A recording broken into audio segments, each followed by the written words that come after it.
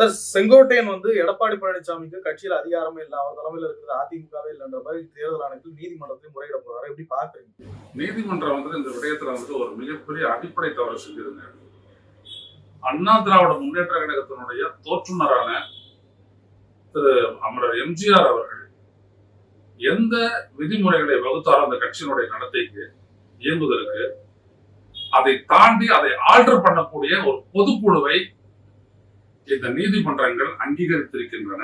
இது அடிப்படையிலேயே தவறானது. The fundamental question is,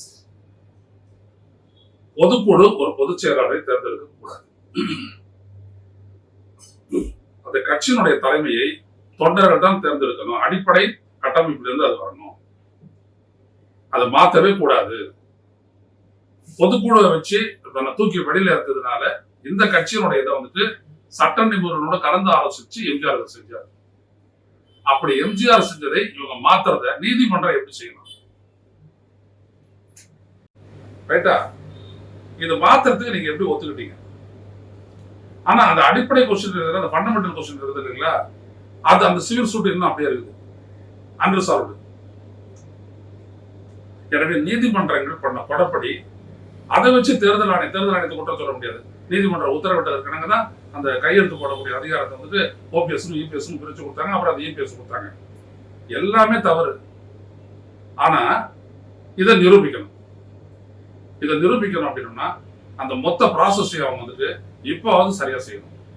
fundamental question is, எப்படி நீங்க அந்த விதிமுறை மாற்றத்தை ஏற்க முடியாதுன்னு சொல்லிட்டீங்க அப்படின்னா, அப்ப சசிகலா தற்காலிகமாக பொதுச் செயலாளராக ஆக்கப்பட்டதை ஏற்றுக்கொண்டு உடனடியாக கட்சியுடைய தேர்தலை நடத்தணும். அந்த நேரத்தில் இருக்கக்கூடிய ஸ்டேட்டஸ் கியூ இப்ப கொண்டு வரணும். அது முடியுமா? எவ்வளவு தேர்தல் எவ்வளவு முடிஞ்சு போச்சு, முடியுமா? முடியாது. சோ இந்த குழப்படிக்கு தீர்வு காண முடியாது. சோ பிஜேபி யாரை வரும்போதோ, தேர்தல் யாரை வரும்போதோ அவங்க தான் அண்ணா. எடப்பாடி பழனிசாமி தலைமைக்கு ஆபத்து இருக்குன்னு நினைக்கிறீங்களா? எடப்பாடி பழனிசாமியுடைய தலைமைக்கு மக்கள் கிட்ட இருந்து ஆபத்து இருக்குது, கட்சிக்குள்ள இருந்தாலும் ஆபத்து இருக்கு. அவர் தான் அவருடைய கட்சியை ஐசோலேட் பண்ணிட்டாரு. பல கூறா உடஞ்சு போச்சு, பல கூறுகளா இருக்குது.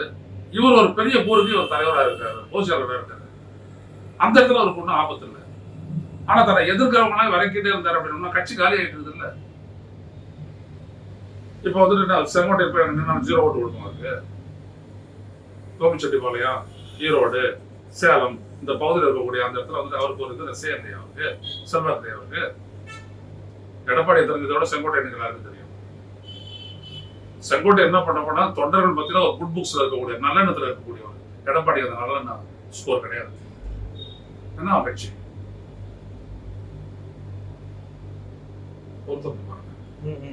பிஜேபி யாரதான் சார் இன்ஃப்ளூயன்ஸ் பண்றாங்க? சார் பிஜேபி என்ன பண்ணாங்களோ அது எதிராக போயிடுச்சு.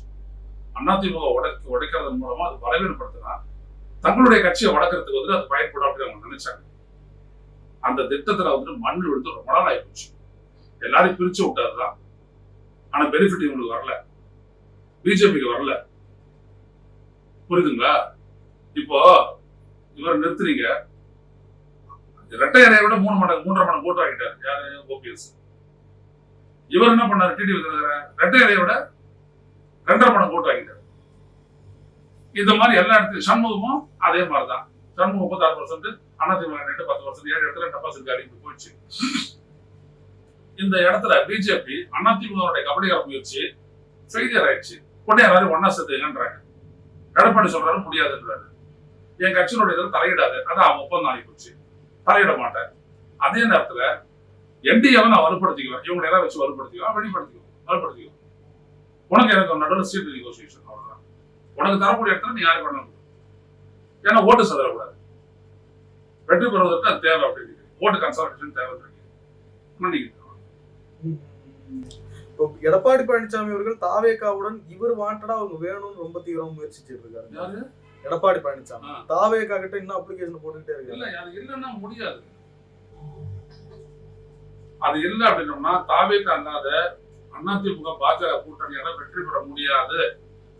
அதனால் தான் விஜய் தனது பொதுக்குழு உறுப்பினர்களிடமிருந்து கூட்டணிக்கான அதிகாரத்தை வாங்கினார். ஓபிஎஸ், டிடிவி, சசிகலா இவர்களை போன்றவர்லாம் விஜய் கூட அவங்க எப்படி பண்ண போறாங்க? எல்லாரும் அமமுக ஆக போறாங்களா? இல்ல அவங்களுக்கு இண்டிவிஜுவலுக்கும் ஓட்டு இல்லையா? இருக்கிறதுனாலதான் வந்துட்டு அந்த இடத்துல டெபாசிட் இருந்தது அதிமுக. ஆனா ஒன்னா சேரணும், ஒன்னா சேர்ந்து விஜய் கிட்ட போன படமா? ஒன்னா சேர்ந்து அவங்க செய்யலாம். ஆனா விஜய் ஒத்துக்கணும். விஜயனுடைய குறி எங்க இருக்குதுன்னு யாருக்கு தெரியும்? அவங்களுக்கு தெரியுமா விஜய் இங்க போறதுக்கு தான் முயற்சி பண்றாரு? தெரியுமா? அதிமுக மேல நல்லா இருக்குன்னு நீங்க சொல்றீங்க. நான் சொல்றேங்க, எனக்கு நல்லா தெரியும் விஜய் எங்க போறாரு. அவங்களுக்கு எப்படி தெரியும்ன்ற நானா போன் பண்ணி சொல்ல போறேன். செங்கோட்டையனோட முயற்சிகள்லாம் எடுபடும் நினைக்கிறீங்களா? செங்கோட்டையன் முன்னாடி பிஜேபி இருக்கு. பிஜேபியோட முயற்சி எடுபடாது நீங்க நினைக்கிறீங்க? எடப்பாடி பழனிசாமி பின்னாடி பிஜேபி இல்லையா? அப்போ எடப்பாடி பழனிசாமிக்கு பிஜேபிக்கு ஒரு டக் ஆஃப் வாக் போயிட்டே இருக்கு. ஓகே, அது பிடிக்கவும் செய்யலாம், காம்ப்ரமைஸும் முடியலாம். அவங்களுக்கு அச்சுறுத்தல் வந்து திமுக கொண்டா நிக்கிறாங்க. விஷயம் தான் ஆன்டி டிஎம்கே அலையன்ஸ் பவர்ஃபுல் ஆகணும்னு அமித்ஷா விரும்புறாரு. ஆனா அதுக்காக ஏன் வழி விஜய் கூப்பிட்டுக்கணும் அப்படின்றது தான். ஸோ நீ என்டி அப்படி போயிடு, நான் இந்த ஆண்டு விஜய் கூப்பிட்டுக்கிறேன், நம்ம அலையன்ஸ் அப்படி வச்சுக்கணும், திமுக எடுத்துடலாம். அதான் அவங்களுடைய பிளான். அதை அவங்க ஒர்க் அவுட் பண்ணணும். அதை தாவேக ஏற்றுக்கணும், தமிழ்நாடு ஏற்றுக்கணும். இதான் விஜயனுடைய ப்ராப்ளம், எடப்பாடியோட ப்ராப்ளம். விஜய் கூட்டணிக்கு தயார்படுத்துறாரு தன்னுடைய கட்சி. நாளைக்கு வந்துட்டு இவர் தனியா போயிட்டு டக்குன்னு முடிவெடுத்த முடியாது. ஒரு ப்ரெஷர் இருக்குது, பாஜக கிட்ட இருக்குது, திமுக கிட்ட இருந்து ப்ரெஷர், அதிமுக ப்ரெஷர் இருக்குது. ஆனா அவர் என்ன பண்றாருன்னா அந்த பொதுக்குழுவை கூட்டி ரொம்ப ஜனநாயக பூர்வமா அதை செயல்படுத்துற மாதிரி காட்டிக்க அவங்க கிட்ட அந்த அதிகாரத்தை வாங்கிட்டாரு. இப்ப அவர் எடுக்கிறதா முடிவு. அந்த முடிவு அவர் எந்த எடுத்தாலும் இவங்க ஒத்துக்கணும். அதுல எந்த விதமான கண்டிஷன் இல்லை. நம்மளுடைய கொள்கையை விட்டு தர மாட்டோம்னா முன்னாடி சொன்னாங்க இல்லையா, பாஜக நம்மளுடைய கொள்கை எதிரி, அந்த கொள்கை எதிரியோட கூட்டணி வச்சிருக்கக்கூடிய கட்சியோட நம்ம கூட்டணி வைக்க போறது அப்படின்னு சொன்னார் இல்லையா? முன்னாடி புஷி ஆனந்த் கிளாரிஃபை பண்ணியிருக்காரு சார். அதை சார் நேற்று எடுத்துங்க சார். நீங்க ஏற்கனவே புஷி ஆனந்த் சொன்னது, நிர்மல் சொன்னது, அதெல்லாம் அப்படியே தூக்கி மூட்டை கட்டி வைங்க. இல்ல வார்த்தை மாறிடுவாருன்னு நினைக்கிறீங்களா விஜய்? ஏங்க எதுக்கு இந்த அதிகாரத்தை நீங்க வாங்குறீங்க? எல்லா கட்சியிலும் இது நடைமுறை சார். நான் கேட்கறது அதிமுகவில் இபிஎஸ் இல்லையா? ஜெயலலிதா வாங்கினாங்க இல்லையா? ஜெயலலிதா வந்து திருவான்கூர் ஒரு பெரிய கூட்டம் போட்டு 1400 பேர் பொதுக்குழு உறுப்பினர், செயற்குழு உறுப்பினர், சிறப்பு அழைப்பாளர்லாம் போட்டு வாங்கினாங்க. உண்மை ரைட்டா? 2016 தேர்தலுக்கு முன்னாடி இப்படி வாங்குறது தவறு இல்லை. நான் என்ன கேட்கறேன்னா, உங்களுடைய கட்சியில நீங்க சொன்ன விக்கிரவாண்டியில நீங்க சொன்னது என்னது? முதல்வர் வேட்பாளர் விஜய். இதை ஒத்துக்கிறவங்க கூட்டணிக்கு வரலாம், அவ்வளவுதானே? முடிஞ்சு போச்சு இல்ல? அதுக்கப்புறம் எதுக்கு இந்த அதிகாரத்தை வாங்கணும்? உங்களை பத்தி மட்டும் பேசுங்க.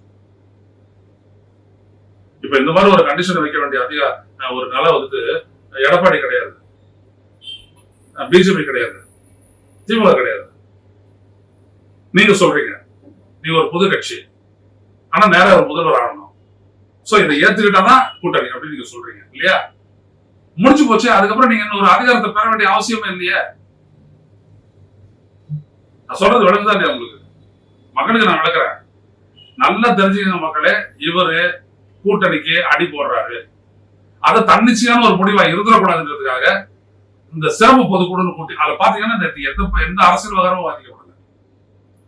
எந்த அரசியல் விவகாரம் ஒண்ணு திமுக மேல, முதலமைச்சர் மேல திட்டுறது, அடுத்தபடியா இது ரெண்டு தவிர சரி. விஜய் கிட்ட கொடுத்துட்டா மட்டும் எடுத்துடலாம், முடிவு எடுத்துடலாம். என்ன சொல்லி முடிவு எடுக்கலாம் தெரியுமா? நம்மளை ஒழிக்க காத்திருக்கும் திமுகவை நாம் ஒழித்திட வேண்டும், தமிழ்நாட்டையும் காத்திட வேண்டும். அதற்காக கொள்கை தடை இருந்தாலும் தற்காலிகமாக ஒத்திவைத்து விட்டு நாம் தமிழ்நாட்டு மக்களினுடைய அந்த எதிர்பார்ப்பை நிறைவேற்ற இந்த கூட்டணிக்கு செல்வோம். குறைந்தபட்ச சமரசம், அவ்வளவுதான். அதான் அதிகபட்ச சமரசம். குறைந்தபட்சம் அதிகபட்சம், குறைந்தபட்ச செயல்திட்ட மாதிரி குறைந்தபட்ச சமரசம் தான் நடக்குது. இல்ல விஜய் முதல்வர் வேட்பாளரை முன் வச்சு அந்த ஸ்டாண்ட்ல இருந்து இறங்கி வந்துருவாங்கன்னு நினைக்கிறேன். தாராளமா இறங்கி வர. ஏங்க ஜெயிக்க முடியாதுன்றதுனாலதான் கூட்டணிக்கு போறீங்க. ஜெயிக்க முடியாது தெரியும். கூட்டணி பத்தி நீங்க எப்ப தெரிஞ்சு பேச்சுவார்த்தை நடத்துறீங்க? அதிமுக விக்கிரவாண்டி மாநாட்டுக்கு முன்னாடி இருந்து பேச்சுவார்த்தை நடத்துறீங்க நீங்க, புரியுதுங்களா? ஏன் பேச்சுவார்த்தை நடத்துறீங்க? என்னைக்காச்சும் நீங்க ஒரு சாதாரண, நீங்க நல்ல ஜேர்னலிஸ்ட், சாதாரண மக்கள், ரோட்ல இருக்கிறவங்க அதிமுக வந்துட்டு விஜய முதல்வராக்கிறதுக்கு முட்டு கொடுக்குமா? இவர் ஒத்துக்கிறாரு, ஆமான்றாரு. அந்த அடிப்படையில் நாங்க பேசிட்டு இருக்கிறோம் அப்படின்னு சொல்றாரு என்கிட்ட. அப்ப என்னோட அர்த்தம் என்ன? கவர்னர் தெரியாதானே அவர் பேசிட்டு இருக்கிறான்னு அர்த்தம் அதானையா? இன்னைக்கு அதே மாதிரிதான் இருக்குது. ஆனா அவருக்கு நல்லா தெரியும் அவர் கூட இருக்கிறவங்களுக்கு தெரியும், எல்லாருக்குமே தெரியும். நம்ம வந்துட்டு போனே ஆக மாட்டோம், கூட்டணி இல்லாத போனே ஆக மாட்டோம். கூட்டணி இருந்தா தான் வெற்றி அப்படின்றது, இல்லாட்டி அவங்க அதை பத்தி பேசவே வேண்டாம். நிறைய விஷயங்கள் போய் நன்றி சார்.